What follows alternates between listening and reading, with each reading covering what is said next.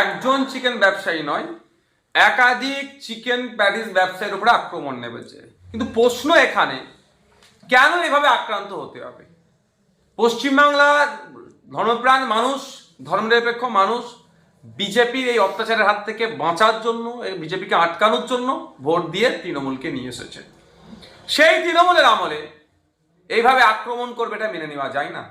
কিন্তু প্রশ্ন এখানে যে প্রথমে তো গ্রেপ্তার করতে লেট হলো, যখন ভারত পশ্চিমবাংলার সংখ্যালঘু থেকে সংখ্যাগুরু সবাই এটা নিয়ে চিৎকার করতে শুরু করলো, এটা অন্যায় হচ্ছে, এটা অন্যায় হচ্ছে, তখন লোক দেখানো মমতা ব্যানার্জি অ্যারেস্ট করলো।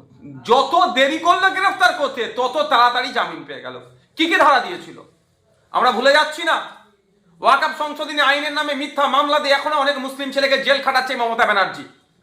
ওয়াকফ নিয়ে আন্দোলন করতে গিয়েছিল, আমার নামে 5টা মিথ্যা মামলা দিয়েছিল, জামিন অযোগ্য মামলা, এই মমতা ব্যানার্জির পুলিশ। আর আজকে মমতা ব্যানার্জির পুলিশ কি করছে?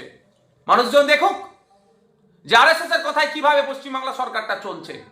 মানুষকে ডিসাইড করতে হবে কোনটা তারা চুজ করবে। বিজেপি তৃণমূলকে হারাবে, আরএসএস কে পরাস্ত করবে, না আমাদের মতো যারা সেকুলার ফোর্স হয় তাদেরকে পরাস্ত করবে। মানুষ ঠিক করুক।